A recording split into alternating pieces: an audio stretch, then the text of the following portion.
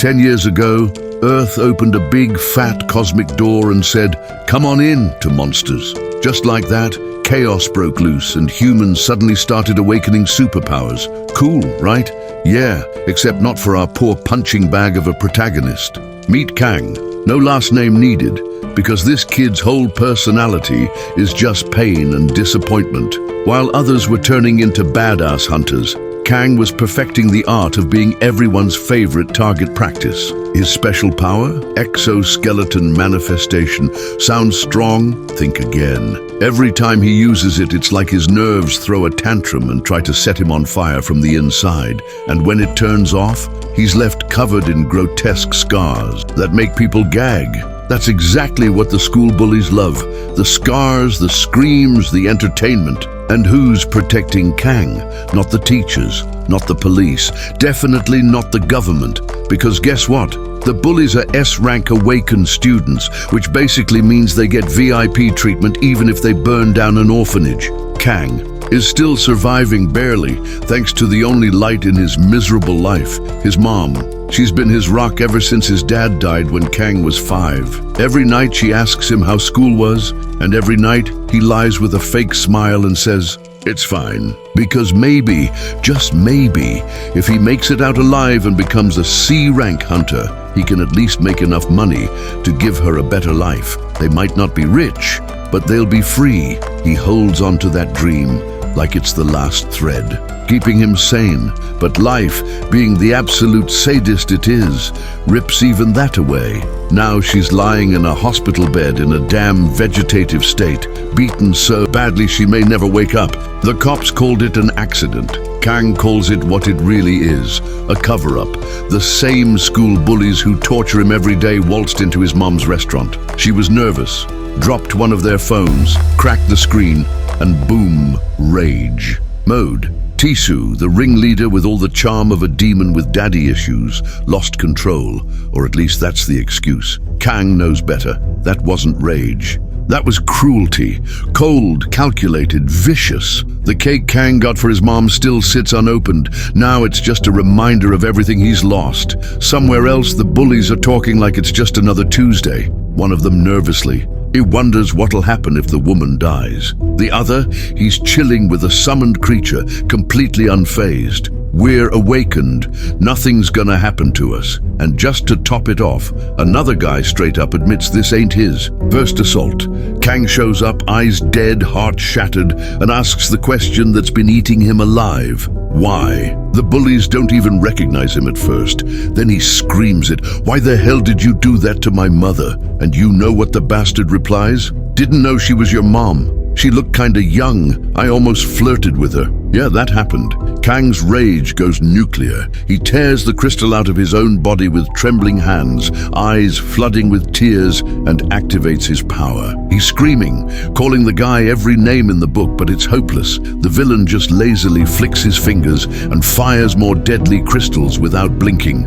No guilt, no fear, nothing. Looking down at Kang like he's dirt, he smirks and asks, "Who do you think you are, loser? Not dead yet?"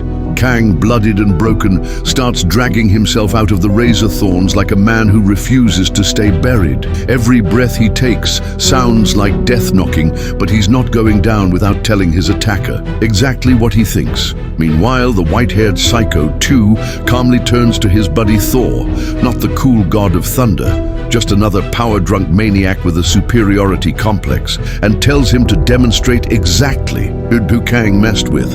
And in the blink of an eye, a bolt of divine rage crashes down from the heavens and fries Kang like leftover junk food. The boy falls to his knees, lightning scars branding his skin on top of the thorns. The message is clear: stay down. Kang's body is screaming to shut down. He can't move, can't fight, can barely breathe, so the group decides their job's done. Time to strut away like the cowards they are, but Kang's rage is too thick to ignore. He grabs Tu's leg with the grip of a man possessed and growls, "Where the hell do you think you're going?" That one act of defiance earns him another brutal reward. Two's hand turns into a crystal-covered wrecking ball and he begins pummeling Kang's face, each punch laced with condescending fury. "You should have protected your mom, loser. Don't blame me for your failure." Blow after blow, Kang's face is reduced to pulp and Two never breaks eye contact, like he wants Kang to remember who broke him. But the beatdown is interrupted. One of the goons calls out to Two, who's clearly irritated at being interrupted mid-rage. The guy points to a portal that was supposed to be just another cosmic trash bin, but now it's glowing red. Yeah, red portal, the kind that makes even the bravest shiver. Thor panics and says they need to report it. But Two, oh no, he's got a brilliant idea. Without even blinking, he hurls Kang straight into the glowing death gate. Kang's body vanishes into the swirling chaos while screaming one last promise: "I'll kill you all." The last thing he sees are the cold stares of the monsters who ruined his life, and then their backs as they walk away like he never existed. Impact. Bones shatter as Kang crashes somewhere deep in the abyss. Welcome to hell. Red portals are a death sentence. Some say no one who's entered has ever come back. Not because they got lost, because they got eaten, swallowed whole, by monsters that make nightmares feel like bedtime stories. Kang's surrounded. Beasts with too many eyes and mouths charge him like he's dinner. He tries to fight. He really does. But his body is broken beyond repair. Limbs torn off. Screams echoing through the void until finally nothing but bones. But this place doesn't let you die easy. Red mana surges, and slowly, piece by piece, Kang's body starts to rebuild. Not like before. No, this is something different, something monstrous. Surrounded by red lightning, his form regenerates. Twisted by the portal's fury, one eye glows a haunting green, the color of vengeance. The other a searing yellow, burning with memory. His mother's face flashes before him, his past, his pain, and finally, Two's smug face. That's when the smile comes. Not the smile of a boy, the smile of a demon born from betrayal. He punches, the ground shaking the air like thunder. The monsters watching, they charge again. But this time Kang doesn't scream, he doesn't flinch, he doesn't move. Because the monster isn't them anymore, it's him. Next thing we know, he's surrounded by a graveyard of dead creatures all slaughtered, and he's still standing. Cut to a giant TV in the middle of the city. A dating show is airing. Yeah, you heard me. A dating show for S-rank hunters. Smiling faces, fake kindness, heroic volunteers. All lies. Because sitting right there, charming the audience, are the very boys who destroyed Kang's life. The crowd cheers. The host smiles. And then she asks the golden question. "So, Mr. Two, there was a rumor you once lost control and injured a civilian. Is that true?" And now let's watch the Oscar-worthy performance of the century. One of the boys on stage starts fake crying, like he's in a low-budget drama, claiming the woman he injured was his best friend's mom. Yeah, that old excuse. Cue the sad music. Except, bang! The door explodes open, nearly decapitating the liars. Mid-interview, the white-haired golden boy Two blocks it just in time with his power. But before he can even process what's happening, panic erupts. Screams, running, chaos, and then silence. Because standing at the door is Kang. But he's not the same boy they dumped into that red portal. No, the creature walking through those doors is a whole damn apocalypse wrapped in rage. Kang doesn't hesitate. He charges Two like a demon possessed, remembering every second he clawed his way out of hell. Two's tossed like a ragdoll, and Thor, the glorified flashlight, is next in line. His eyes go wide with fear because he knows he's screwed. Kang growls through gritted teeth. "I made it out." And that's not just a line, that's a warning. Two stumbles to his feet, still pretending he's in charge, barking orders like he didn't just get folded. Thor steps up, unleashing a full-powered blast that should obliterate Kang, except it doesn't. Kang eats it, smiles, and then turns his hand into a weapon straight out of a horror film and brutally dismantles Thor. No hesitation, no mercy, just red splatter and broken dreams. The other two morons start panicking. One, of them, still chewing gum like he's in a teen rom-com, thinks it's a good idea to attack. Kang notices. Too late, dumbass. The kid tries to summon a massive rock as defense. Kang punches through it like paper and follows through straight into the boy's skull. He grabs him by the mouth, slams him to the floor, and starts pounding until the stage looks like a fruit smoothie commercial gone wrong. 2 tries a sneak attack from behind, but Kang's body isn't fragile anymore. 2's crystal fingers snap on impact. Desperate now, 2 fires a barrage of crystal spikes from every direction, impaling Kang over and over until he crashes to the floor like a broken puppet. But that's not the end. Oh no, Kang rises, slowly, menacingly, like the final boss in a game where the cheat codes stopped working. 2 stares in disbelief. Kang turns his gaze toward him, and this time, it's personal. 2 panics, goes full transformation mode. His body's covered in crystal armor as he throws everything he's got at Kang, punch after punch after punch. It's a crystallized meltdown until he realizes something horrifying.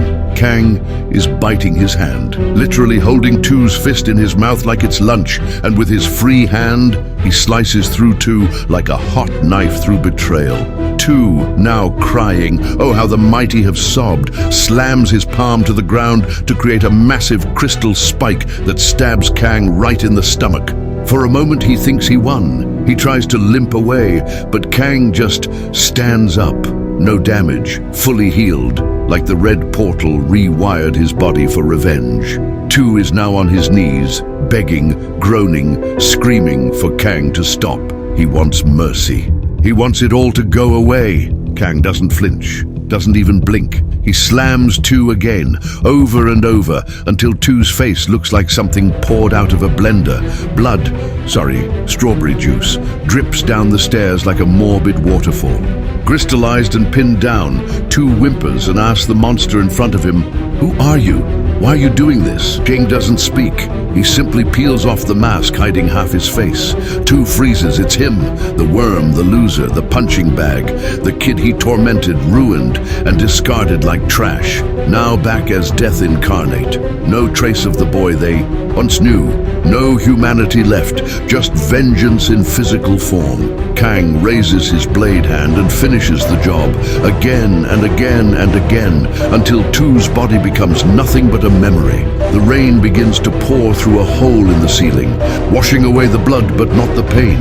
Kang stands still, looking up, the storm mixing with the fire burning inside. His thoughts drift to the hospital, the day he visited his mother wearing a cloak to hide what he'd become. She still lies there, unmoving, unresponsive, a living reminder of everything he lost, a pain that makes him wish he could stop breathing entirely.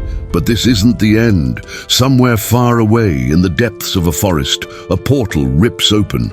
From the swirling vortex, a calm voice praises a group for handling the monsters so well, especially a young healer. Someone's watching, someone knows what just happened, and something even darker is about to begin. Then a red-haired boy grins and casually asks the healer girl, "So, first time in a portal, huh?" Blushing and clearly nervous, she nods and thanks them for protecting her. But instead of acting like decent human beings, the boys flash her a twisted smile. "We should be the ones thanking you," one of them says, stepping closer. Another chuckles and adds, "No one knows what really happens inside a portal. And since we'll be stuck here for a whole month, we could get a little closer, you know." Their tone turns predatory. Then, crack! A sudden impact knocks one of the boys flat onto the ground, not moving, not breathing.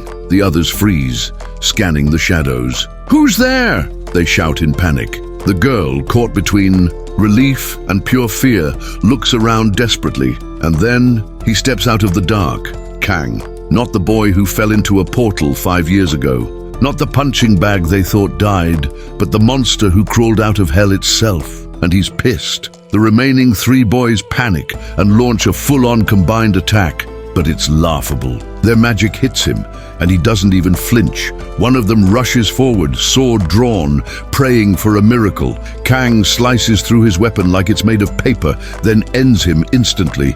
Just like that, there are only 2 left. Frozen in terror, they never imagined they'd meet a creature that made them feel helpless. Kang doesn't wait. He moves once, just once, and both are dead before they even hit the ground.